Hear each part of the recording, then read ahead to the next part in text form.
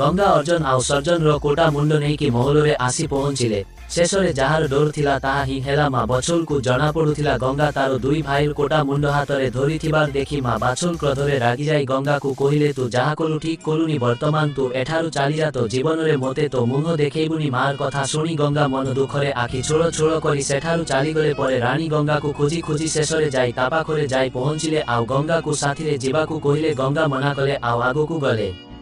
रानी गंगा पछे पछे चालिबाकू लागिले। गंगा रानी को कहिले मोर किछि ठिकोना नाही, तुमकू मो साथीरे नेइकी कोठी रखिबी। रानी गंगा को कहिला तुमे मते देखिबा पाई आसीब। रानी रो बहुत कहिबा परे गंगा राजी होई गला।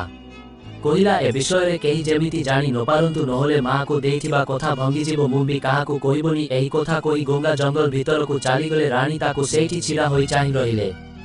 गंगा प्रसाद रे पहुंची गंगा गोरखनाथर प्रणाम नेला। गुरु गोरखनाथ आसीबार देखी कारण कौन पचारिले। गंगा कहिले तुमे तो अंतर्यामी गुरु, तुमे तो सर्वज्ञान कहि परिबे। मुन एबे पुण्य रूपरे आपणक शरण रे पहुंची जाइछि। गुरु गोरखनाथ हसिकी कहिले जेमिति तुमर इच्छा। गंगा दिन रे तपस्या रे रुहंती आउ रानी रो देइथिबा कथा हिसाब रे राति रे रानी को देखिबा पाई चाली गले आउ सकाळ होबा आगुरु फेरि आसुथिले।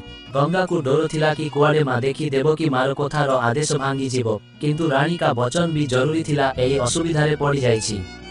जेतेबेले एही विषय रे गुरु गोरखनाथ को कहिले कि पुत्र राति अनुसार दिया जाइथिबा कथा मानिबार एक धर्म अटे। तुमे देइथिबा कथा पालन करो। एही प्रकार किछि समय बीतीगला। पुणी बहुत जल्दी पर्व आसिला। रानी 18 संगीत गाइबा पाई अनुमति नेबा पाई ता सासु पाखकू गोले। रानी रो गीत शुणी माता बाछल जोररे रागरे कहिला जेतेबेले तुम स्वामी घोर छाड़ी की चाली जाइछि तो एही घोर आउ केही गीत गाइ पारिबे नाही। तुमे एथर को साहस रे आरंभ कोल। माता कहि देई कि चाली गले कुआडे जाइथिलो आपणक पाई तो जाइथिला से मते प्रत्येक राति रे देखा करबाकू आसंती। मां रानी को मिछ कहूचु बोली कहिले जेते पर्यंत मुन मो आखिरे न देखिछि विश्वास करिबिनी। एटिकी कहि मां बछोल सेठारु महलकू पलै आसिले आउ कहिले रानी प्रति नजर रखो। आउ गंगा आसीब तो मते तुरंत खबर दियो। शिवड़ीनो परी गंगा राति रे रानी को देखा करबाकू आज भी आसीथिले, किंतु जोगवाली माता बाछोल कहिबा अनुसारे ताकू जणाई देले।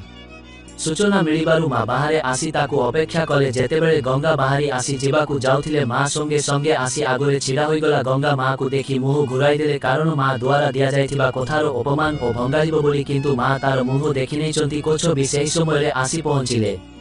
मां बाछलकू कहिले तुमे कहि परुन तो मते आज्ञा दियो। मु कहिबी जे घर छाड़ी चली जाइछि एठाकू आउ आसीबनी। एठाकू काहींकी नारा करिबा पाई आसुछंती। एटिकी शुणी गंगा घोड़ार ऋषि को टाणी निलो। आकाश को चाही कथा कहिबाकू लागिले। मां बाछल आउ रानी पछुरु पटी कले गंगा घोड़ा को दौड़ाइले, किंतु निराकाश तले घोड़ार गति कमिगला। तापरे गंगा गुरुचरण रे आसी पड़ी गले। आउ तापरे कहिले मार आज्ञा पालन करिबार मु असमर्थ हेली। अभंग मोर जीवन मरण एक समान। तापरे गुरु गोरखनाथ गंगा को कहिले गंगा भले परी तुमर कार्य संपन्न होय नाही। आउ हम आज्ञा जदि पूरा स्टोरी देखिबाकू चाहुछंती लाइक सब्सक्राइब आउ फॉलो करंतु। आपणक पाखरे पूरा स्टोरी पहुंची जीव। धन्यवाद।